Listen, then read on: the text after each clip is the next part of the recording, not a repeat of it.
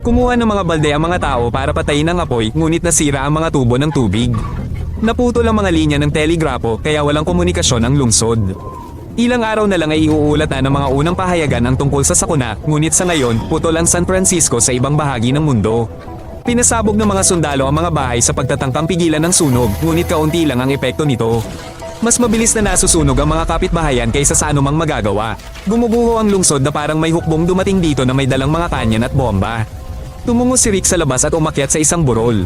Mas kaunti ang mga gusali rito at tinangay ng hangin ang usok. Mula sa tuktok, nakikita niya ang buong San Francisco, isang lungsod na nagliliyab at umuusok sa loob ng 10 kilometro.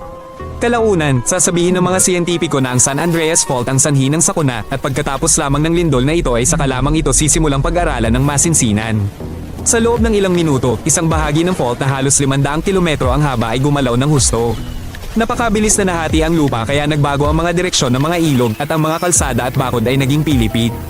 Ang mga peklat na ito ay magsisilbing paalala sa lakas ng pagtama. Panoorin ang buong episode sa YouTube channel na ito si Rick.